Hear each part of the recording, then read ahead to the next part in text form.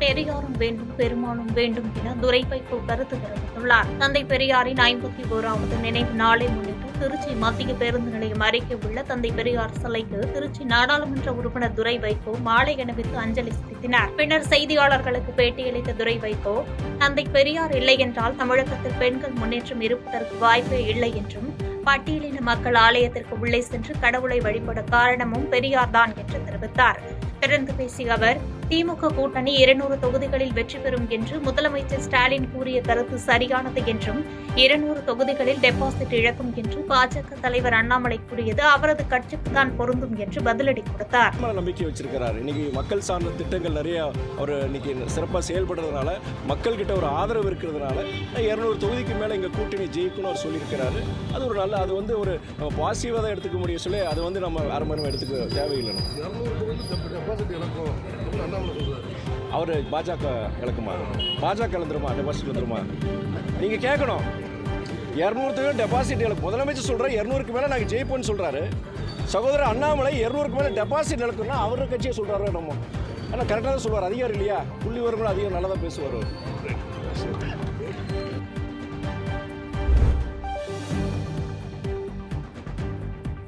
மயிலாடுதுறை அரசு மருத்துவமனையில் வயிற்றில் உள்ள கட்டியை அகற்றுவதாக சொல்லி வயிற்றை கிழக்கு பார்த்துவிட்டு கட்டியை அகற்ற முடியாது என்று கூறி வயிற்றில் தையல் போட்டு மேல் சிகிச்சைக்கு பரிந்துரைத்த மகப்பேறு மருத்துவர் மீது நடவடிக்கை எடுக்க கோரி மயிலாடுதுறை தூக்கணாங்குளம் தென்கரையைச் சேர்ந்த தமிழரசி என்பவர் பெற்றோருடன் வந்து மயிலாடுதுறை மாவட்ட ஆட்சியர் அலுவலகத்தில் நடைபெற்ற மக்கள் குறைதீர் கூட்டத்தில் புகார் அளித்துள்ள சம்பவம் அதிர்ச்சியை ஏற்படுத்தியது.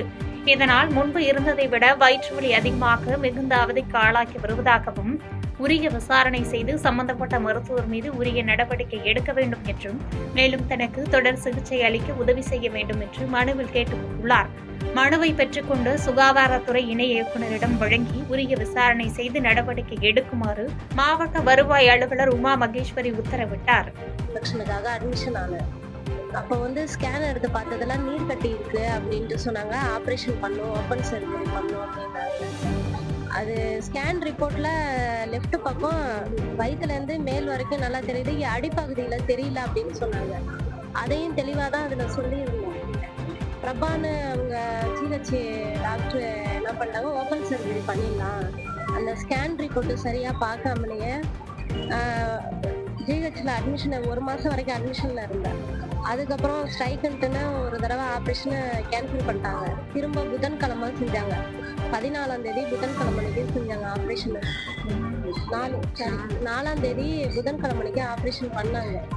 அப்போ ஓப்பன் பண்ணி பார்த்துட்டு இது யூரின் டியூப்ல ஒட்டியிருக்கு, குடல்ல ஒட்டியிருக்கு, என்னால் பண்ணவே முடியாது, ஓப்பன் பண்ணிக்கிட்டே என்கிட்டயே சொல்றாங்க, இது உங்க வீட்டில் சொல்லிடுங்க, இது என்னால் இந்த ஆப்ரேஷன் பண்ண முடியாது.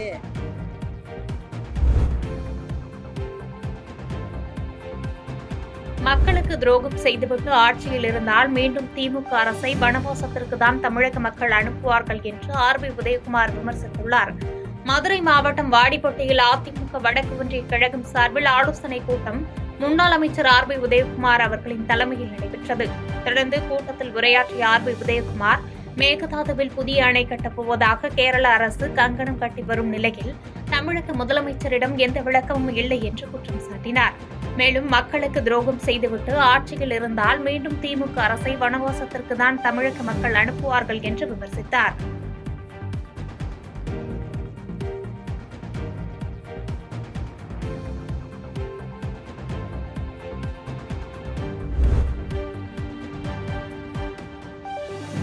பாரத பிரதமரும் தமிழக முதலமைச்சரும் விவசாயிகளின் துரோகிகள் என தமிழ்நாடு விவசாயிகள் பாதுகாப்பு சங்க நிறுவன தலைவர் ஈசன் முருகசாமி விமர்சித்துள்ளார்.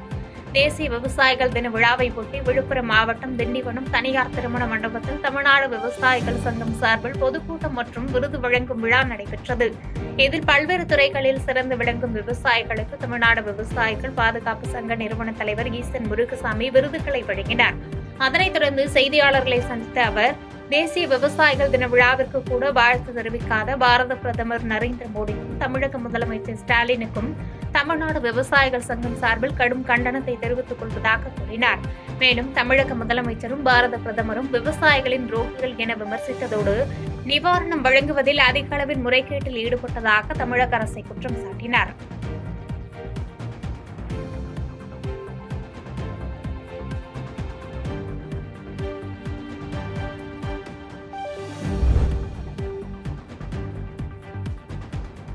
எடப்பாடி அருகே விவசாயிகளின் சந்திப்பு கூட்டத்தில் சுற்றுலாத்துறை அமைச்சர் ராஜேந்திரன் கலந்து கொண்டு பேசினார். சேலம் மாவட்டம் எடப்பாடி அருகே கடந்தேரி கிராமத்தில் விவசாயிகளை சந்திக்கும் பொதுக்கூட்டம் மாவட்ட ஆட்சித்தலைவர் பிருந்தாதேவி தலைமையில் நடைபெற்றது.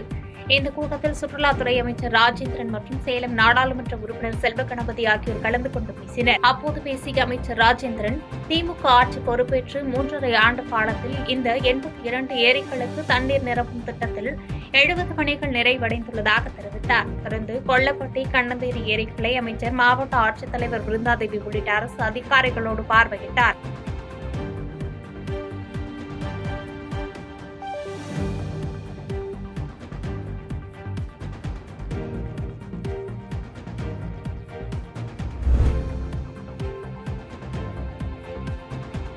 லாரி ஓட்டுநரை கத்தியால் வெட்டிவிட்டு அவரிடம் பணம் கொள்ளையடித்து சென்ற நபர்களை போலீசார் தேடி வருகின்றனர்.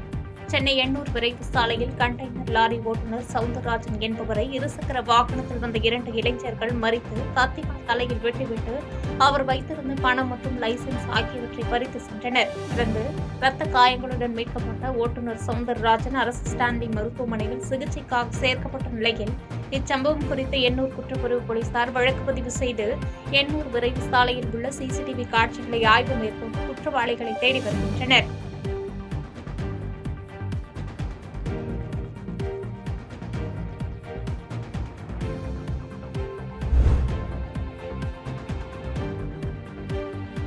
நெய்வேலி அருகே பள்ளியில் மதிய உணவு சாப்பிட்ட 5 மாணவர்களுக்கு வாந்தி மயக்கம் ஏற்பட்டு மருத்துவமனையில் அனுமதிக்கப்பட்ட சம்பவம் பரபரப்பை ஏற்படுத்தியது. கடலூர் மாவட்டம் நெய்வேலி அருகே உள்ள சேப்லாநத்தம் பகுதியில் அரசு உயர்நிலைப் பள்ளி மாணவ மாணவிகளுக்கு சத்துணவு மையம் மூலம் மதிய உணவு வழங்கப்பட்டதாக கூறப்படுகிறது. இந்நிலையில் மதிய உணவை சாப்பிட்ட 7ஆம் வகுப்பை சேர்ந்த 5 மாணவிகளுக்கு வாந்தி மயக்கம் ஏற்பட்டுள்ளது. இதைத் தொடர்ந்து மாணவிகள் வடலூர் அரசு ஆரம்ப சுகாதார நிலையத்திற்கு அனுப்பி வைத்ததாக கூறப்படுகிறது. இதனால் ஆத்திரமடைந்த மாணவிகளின் பெற்றோர் வடலூர் மேம்படுத்தப்பட்ட ஆரம்ப சுகாதார நிலையத்திற்கு நேரில் சென்று வாக்குவாதத்தில் ஈடுபட்டனர். பின்னர் மாணவிகள் அனைவரும் 108 ஆம்புலன்ஸ் மூலம் கடலூர் அரசு தலைமை மருத்துவமனைக்கு சிகிச்சைக்காக அனுப்பி வைக்கப்பட்டனர். பள்ளியில் சமைத்த மதிய உணவை சாப்பிட்ட மாணவிகளுக்கு வாந்தி மயக்கம் ஏற்பட்ட சம்பவம் அப்பகுதியில் பெரும் பரபரப்பை ஏற்படுத்தியுள்ளது.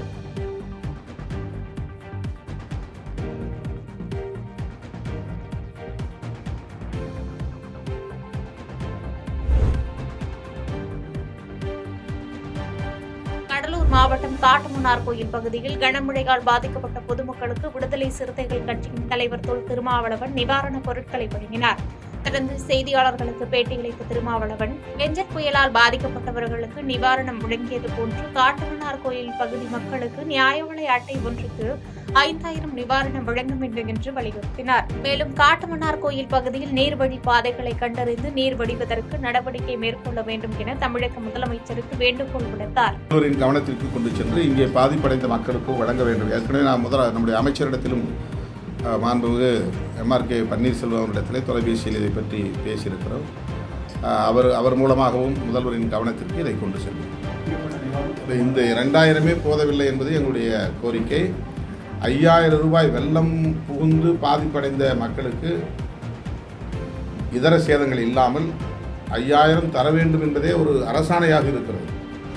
ஆகவே அந்த அரசாணையை பின்பற்றி அனைவருக்கும் 5000 வழங்க வேண்டும் என்பது எங்களுடைய கோரிக்கை.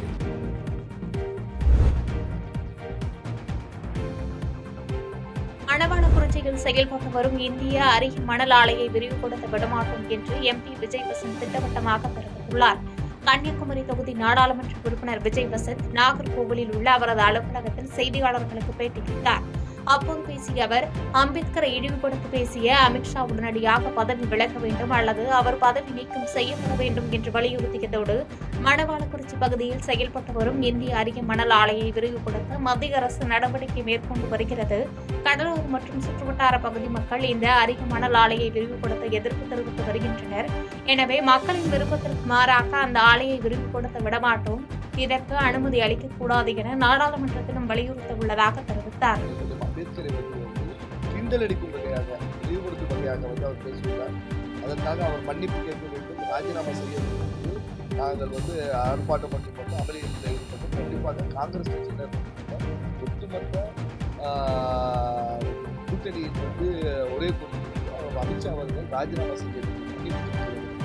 பாதகம் செய்பவரை கண்டால் நாம் பயங்கொள்ளலாகாது பாப்பா, மோதி மிதித்து விடு பாப்பா, அவர் முகத்தில் உமிழ்ந்து விடு பாப்பா. அண்மை செய்திகளை உடனுக்குடன் தெரிந்து கொள்ள இணைந்திருங்கள் இயம்நாடு தொலைக்காட்சியுடன்.